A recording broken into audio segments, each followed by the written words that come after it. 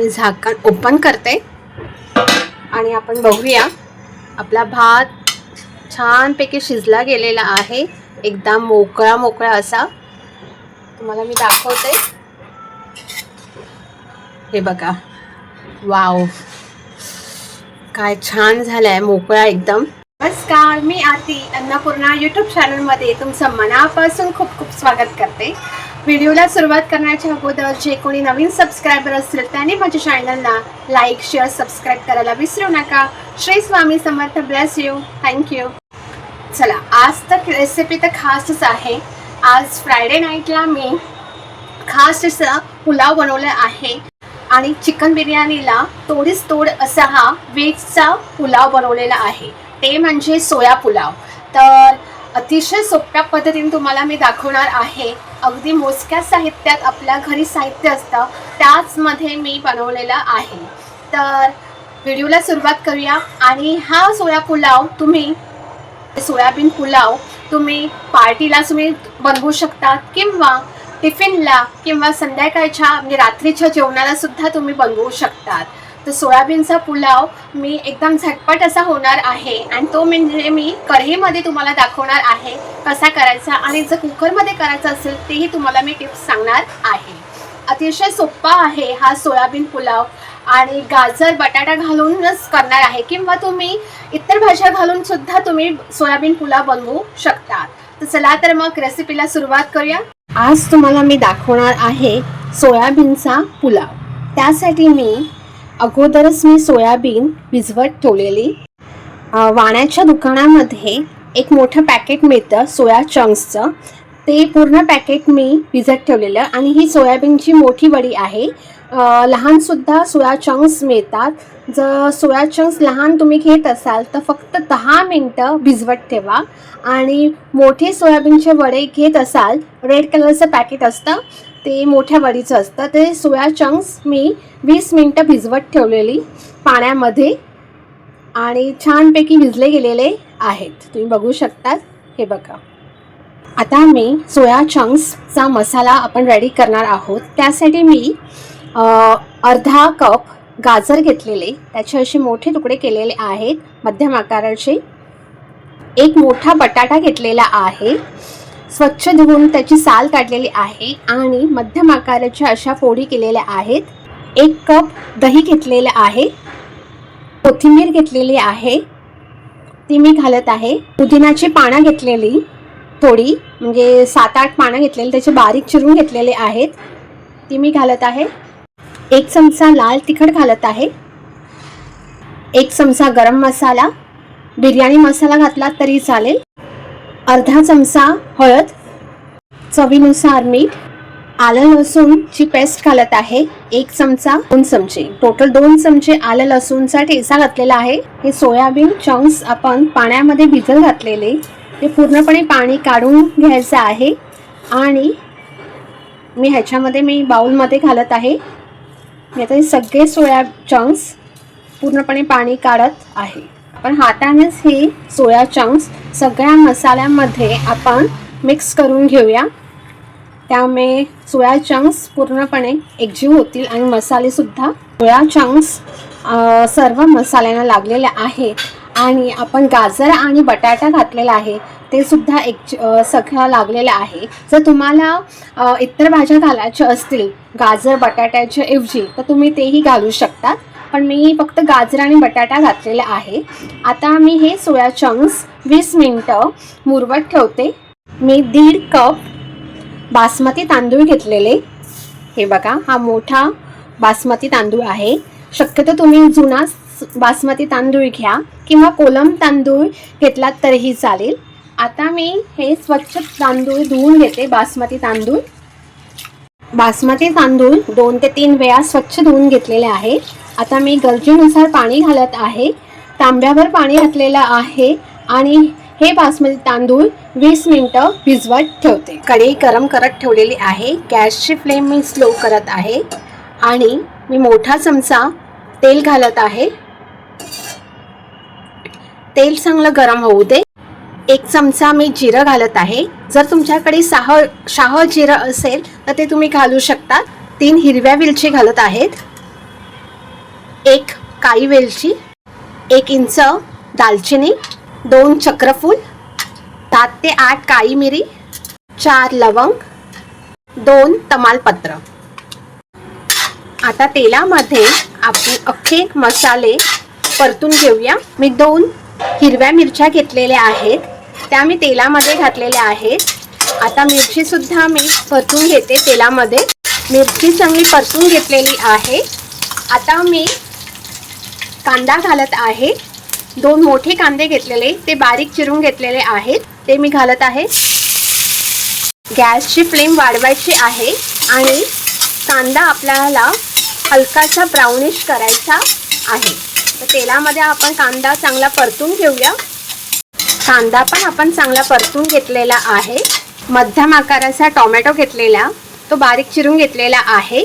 1 tomato तो मी घालत आहे. टोमॅटो कांद्याबरोबर आपण परतून घेऊया. टोमॅटो सुद्धा आपण चांगला परतून घेतलेला आहे. आता आपण जे 20 मिनिटं सोया चंक्स आणि इतर भाज्या मसाल्यामध्ये मुरवत ठेवलेले, ते आपल्याला सगळे घालायचे आहेत कढईमध्ये. गॅसची फ्लेम वाढवून आपल्याला पहिलं कांदा टोमॅटो बरोबर हे सोया चंक्स परतून घेऊया. सोया चंक्स मसाल्यामध्ये म्हणजे कांदा टोमॅटो बरोबर परतून घेतलेले आहे. आता आपल्याला गॅसची फ्लेम आपल्याला स्लोच ठेवायची आहे आणि झाकण ठेवून आपल्याला 7 ते 8 मिनिटं भाज्या आपल्याला अर्ध्या शिजवायच्या आहेत. आणि मध्ये मध्ये आपल्याला चमचा फिरवायचा आहे, कारण का भाज्या करपू नये म्हणून. आता मी स्लो गॅसवर झाकण ठेवलेलं आहे आणि भाज्या मी शिजवून घेते. चला 7 ते 8 मिनिटं झालेली आहे. आता मी झाकण ओपन करते. हे बघा, आता भाज्या आपल्या शिजलेल्या आहेत 40%. आता मी परतून घेतलेलं आहे. आता आपल्याला जे आपण बासमती तांदूळ 20 मिनिटं भिजवत ठेवलेले, ते आपल्याला सगळे घालायचे आहे. हा 1.5 कप बासमती तांदूळ आहे. तांदूळ भिजवायचा का 20 मिनिटं, कारण का तांदळामधला स्टार्च म्हणजे जो चिकटपणा असतो तांदळामधला, तो निघून जाण्यासाठी आपल्याला तांदूळ भिजवायचा असतो. आणि आपला बासमती तांदूळ मोकळा होतो, म्हणजे भात असा आपण शिजल्यानंतर छानपैकी मोकळा होतो.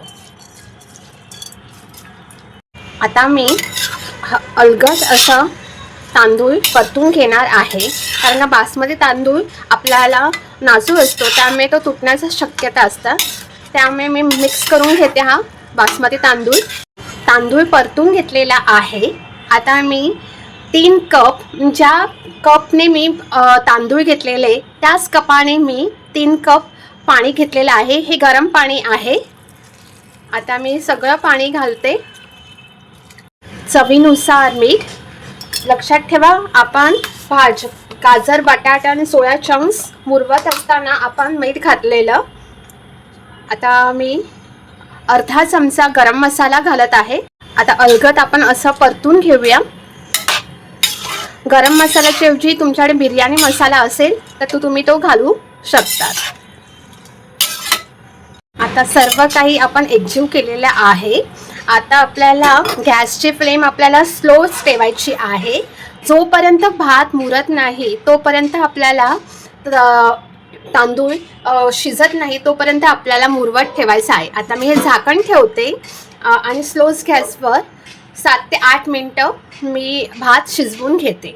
आणि जर तुम्हाला कुकरमध्ये करायचा असेल हा सोया पुलाव, तर तुम्ही एकच शिटी करायची आणि छानपैकी सोया पुलाव आपण छानपैकी मस्त मोकळा असा होतो. 7 ते 8 मिनिटं झालेली आहेत. आता मी झाकण ओपन करते आणि आपण बघूया. आपला भात छानपैकी शिजला गेलेला आहे, एकदम मोकळा मोकळा असा. तुम्हाला मी दाखवते. हे बघा, वाव, काय छान झालाय, मोकळा एकदम. आणि सगळ्या भाज्या एकदम व्यवस्थित शिजल्या गेलेल्या आहेत. आणि तुम्ही बघू शकतात. तर मी वरून कोथिंबीर घालते. आणि आपण सर्व करायला घेऊया. भात सर्व करून घेते. तुम्ही बघू शकतात खूप छानपैकी मोकळा झालेला आहे हा भात. मी सर्व करून घेते. तुम्ही टिफिनलाही देऊ शकतात किंवा घरी पार्टी असेल तर तुम्ही हा बेस्ट मेनू आहे. नॉनव्हेजलाही सुद्धा तोडीस तोड असा हा सोयाबीनचा पुलाव आहे. नक्की नक्की बनवा. चला, आपलं सोयाबीनचं ताट पूर्णपणे सजलं आहे. गरमागरम सोयाबीन पुलाव आहे आणि कोशिंबीर बनवलेली आहे. कांदा, टोमॅटो, एक हिरवी मिरची आणि मीठ घालून केलेली ही कोशिंबीर आहे. त्याचबरोबर गाजरी ठेवलेले आहे आणि हे मिनी तांदळाचे पापड आहेत. वा, हे आपलं ताट पूर्णपणे सजलेलं आहे. तर नक्की नक्की हे सोयाबीनचा पुलाव नक्की बनवा. चला, तर आपली तर डिश तयार झालेली आहे. गरमागरम सोयाबीन पुलाव, त्याचसोबत कोशिंबीर आहे, गाजर आहे आणि मिनी पापड सुद्धा आहेत. तर संपूर्ण व्हिडिओ नक्की बघा. सगळ्या गोष्टी प्रॉपर मी सांगितलेल्या आहेत आणि आपल्या घरच्याच साहित्यामध्ये बनवलं जातं. तर सोयाबीनची लहान वडी असेल तुमच्याकडे तर तुम्ही सोयाबीन पुलाव तुम्ही बनवू शकतात. फक्त 10 मिनटं. सोयाबीनची लहान वडी असेल तर 10 मिनटं भिजवा आणि सोयाबीनची मोठी वडी असेल तर तुम्ही 20 मिनटं भिजवलात पाण्यामध्ये तरी चालेल. तर अतिशय सोप्या पद्धतीने मला दाखवलेले आहे आणि हा सोयाबीन पुलाव तुम्ही पार्टीला किंवा टिफिनला किंवा रात्रीच्या जेवणाला तुम्ही बनवू शकतात. किंवा खरंच रोज रोज भाजी चपाती भात डाळ खाऊन कंटाळला असाल तर हा सोयाबीनचा बेस्ट असा हा मेनू आहे. नक्की नक्की बनवा. या उद्या तुम्ही बनवू शकतात किंवा सुट्टी असेल तर हा बेस्ट असा हा मेनू आहे. तर नक्की बनवा. आणि आता मी रिव्ह्यू सांगते कसा झालाय तो. जर तुम्हाला ड्राय वाटत असेल तर कोशिंबीर आहे आणि कोशिंबीर सोबत तुम्ही खाऊ शकता.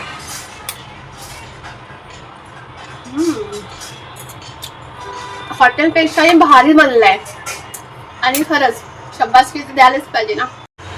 आणि सोयाबीन सुद्धा छानपैकी शिजले गेलेले आहे आणि आपण कढईमध्ये केले तरी सुद्धा छान शिजले आहेत. अतिशय सॉफ्ट झालेला आहे सोयाबीन. तुम्ही हा सोयाबीन पुलाव कढईमध्ये सुद्धा करू शकतात, मोठी कढई असेल तर, किंवा तुम्ही डायरेक्ट कुकरला केलात तरीही काही हरकत नाही. अतिशय सोप्या पद्धतीने तुम्हाला दाखवलेला आहे. तर व्हिडिओ आवडल्यास तुम्ही तुमच्या मित्रपरिवारांना हा सोयाबीनचा पुलाव नक्की नक्की शेअर करा. थँक्यू.